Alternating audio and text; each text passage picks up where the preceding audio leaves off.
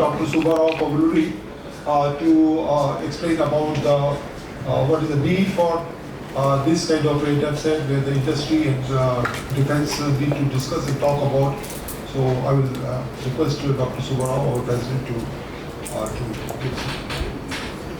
a friend from media. Are you able to hear me? Yes. A friend from media and my colleagues in SIA. And thank you very much and welcome you all for this press conference. And just now you have seen the video which was played by SIA and how we started looking at this program.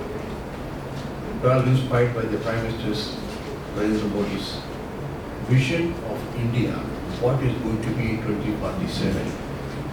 That's after 100 years of Indian independence. In order to get to be into something like a more developed country in the world and to be close to number one or one in the world in the years to come, it's natural that the Indian development activities must include the space as an important segment for their development. It is not only for civilian related development part of it, but also to have the complete security and confidence in terms of our defense related activities. So therefore, the space plays an important role in that. And now the government of India wants to encourage the space sector and more usage of that into the defense area. Therefore, in the light of this, we are conducting a seminar right now, which now talks about how the space can be made use of in the defense areas. In order to do that, in fact, various sessions have been drawn up, and for this we took the able guidance of General Ponnusa, and we have been looking and completely and how to go about these sessions. And with these sessions will give more enlightenment to the participants and also to the people concerned that how the space sector can be made use of in various scenarios of the development in this country. In this regard, we started the sessions 27 and we're going to continue to be on 28 and 29 also. At the end of the seminar, we expect to prepare a report with the recommendations and how the entire strategy has to be worked out, how the industry is ready, how the government can encourage the industry to be in the part of the defense sector in this country. And further, I request thank you. Thank you, sir. Thank you. Now I invite our knowledge partner, St. Joe's Director, General Sunil Srivastava, to say a few words about his involvement for the DefSat. Sir. Yeah, thank you. So I represent a tri-service think tank, Center for Joint Warfare Studies, and we keep partnering with events wherein we can better find solutions for security challenges of the country, which are inherently a whole of the nation solutions, because security is never the sole prerogative or responsibility of defense. Defense comes the last. It all starts off with the enablement of the people, with the upliftment of the nation, and with enablement of the industry. So that is where this event over 3 days, it is bringing together all these stakeholders, whether they are from the industry, whether they are the users, whether they are the policy makers, whether they are the regulators, whether they are from academia. Everybody is coming together to find solutions so that we can, we can convert these challenges into opportunities. So I compliment Dr. Rao, I compliment Jan Pannu, and I compliment Mr. Anil for having partnered with us to put together this great event. Thank you. Thank you, sir. Now I invite Dr. Shailesh Naik. We have done one roundtable and symposium on 10th of March. That is the industrialization capability for the space sector, and that has been done under NEA's platform. I will request him to kindly say a few words about what is the thing in terms of the industry capability in this space. Thank you, Anil. And I think there are three things which is very critical. The one is to need to understand what is the market or demand from the specific for the defense side.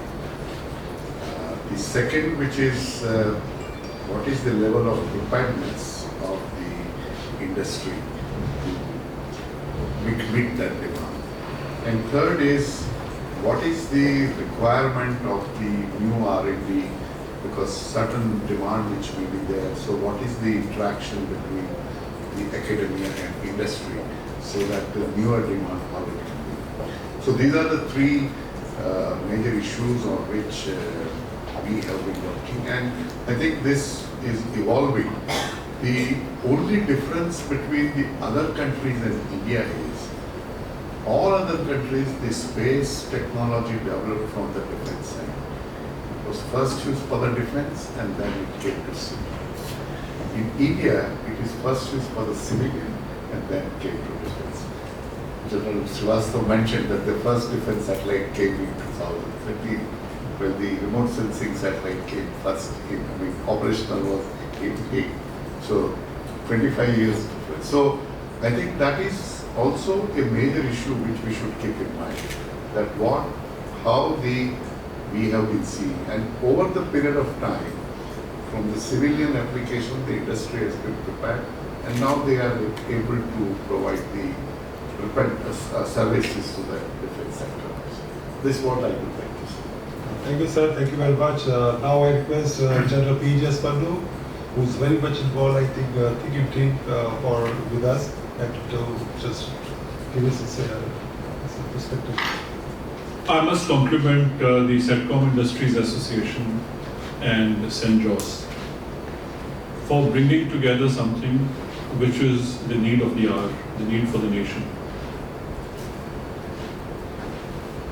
As we talk about space as the domain in the Satcom Industries Association, and also the military looks at space as the fourth frontier,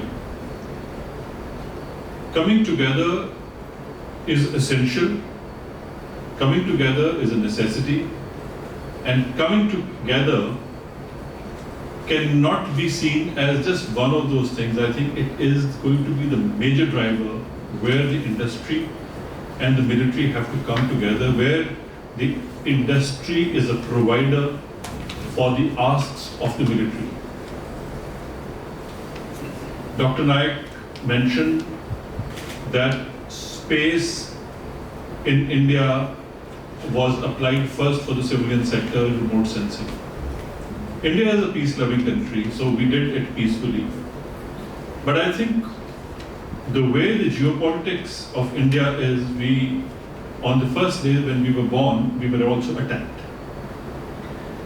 And I think we were attacked number of more times, and then ultimately India created a military which was modern, which never then faced the embarrassment that we did in the initial stages of our formation. And we, as country, do not very quickly orient to the future needs. I think space and the cyber are two domains where we must come together as industry. Our adversaries actually built the industrial complexes to contribute to the comprehensive national power. And in India, it is the public sector which came up first. The private sector has lagged behind. But the scaling up is not possible by the government-controlled or government-funded public sector undertaking. And we know world over, the America is a lead example and followed by Russia, and now the Chinese are also following, that the private industry is the one we must take the lead. In the Ukraine conflict, you find that it is the private industry. Elon Musk actually is an emperor who's an industrialist, who's empowering the Western military with the capability that the NATO or the militaries of the Western world are now completely relying upon.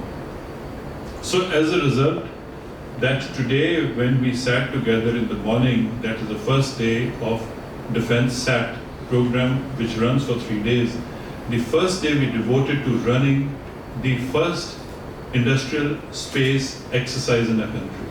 It is not only the first industrial space exercise of the country, it is also the first industrial exercise of the country. And unless we continue to do such exercises, scenario buildings, the industry would never find a common with the stakeholders such as military, and shall never provide for that unless a roadmap is very clear, and roadmaps have to be built together. And I think we have come to the same room to build that common roadmap, which the DefSat 2023 is endeavoring to have. By the time we finish the proceedings of DefSat 2023, we would generally, along with the industry and the military and the stakeholders and the regulators, the policymakers, as one nation come together to understand what are common goals, how they have to be achieved, what are going to be our doctrine strategies, and what is the roadmap on which the industry gets a promise to invest. And once the industry has that promise, they would invest not only to provide for the Indian military. Indian military cannot be provided with second best. There are no runners up in war. If you are a winner, you have to be the top dog. And you can't be a top dog unless you have the top technology. And you can't have the top technology unless the private industry steps in to bring the top technology into actually providing solutions which are completely indigenous, because nobody else then can interfere in the kind of technology that you implement in the battlefield. So thank you very much. I think with the DefSat 2023 coming in, we will have a cyclic debates coming in every 6 months to find that we continue to build roadmaps which are more promising and more deliverable. Thank you. Okay. Thank you, General Pandu, with your remarks. Now we open floor for any question, any answer from you. General Pandu, may I? I'm from Strat News Global. You mentioned that it was mentioned that in India the civilian thing took off first, and then the military came much later. So there's a big gap between when we began to militarize space assets. So is that a drag in that sense? Have we trying to catch up? You know, I mean, how much longer does the time will it take for us to reach that level where we can say that we are? Like knowledge cannot be imparted. Knowledge is always discovered. We are also discovering the best course, and mid-course corrections continue to get applied to remain the best. So therefore what we are doing is that while whatever analog and the industrial revolutions, 1, 2, 3, and now the industrial revolution 4.0 got slowly adopted by the warfare, I think what we are doing now is that we were always trying to follow the industry. Whatever industry could provide, the military would take from there. So first industrial revolution, the first generation of warfare. Second industrial revolution, second generation of warfare. I think we cannot allow that gap. So therefore we are sitting together to find a common for the next industry 5.0, which will also have military standards 5.0 come together only to reach the top of the boat. So what is your assessment of the current level of industry capability vis-a-vis the Army's requirement or the military's requirement? Our current industry is basically based on the DTSUs. What we are talking about is not that we lack it, but I think we need to tweak it by privatizing it, because only the private industry can scale up to a point. Because then they are corporate, they are profit driven, they can go global, they have more elbow space. There is no upper limit. They are not going to be constrained by the budgets provided by the defense or by the government. They will provide their own budgets and they will provide their own revenue chains through which they can expand far, far better, far faster. I think that is the need of the hour. Sir, good afternoon. This is Sanjay Agarwal from World News 24/7. Sir, we wanted to know what went through the morning sessions, if you want to give us a brief, and what are the disruptive innovations which are coming ahead? Who's the question? I think Dr. Naik would be able to contribute to that. No, basically it is to understand the requirement and the industry. So there are certain issues which they may be facing, and how the industry can respond to that. So the dialogue was to understand each other's one's requirement and the strength of the industry. And it turned out that, the industry is willing to support, and the space policy, which is, if you read that, the preamble, which says that essentially to how industry can be empowered for all requirements of the country, socio-economic, security, if you read that, it says everything. So basically, government is also saying that industry has to be empowered to support the national needs.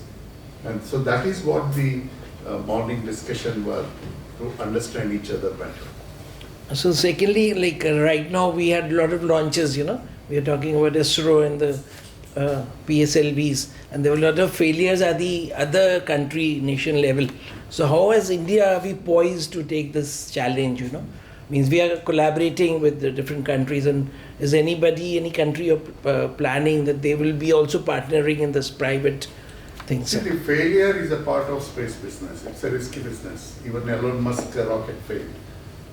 So that, because here, there is nothing 99.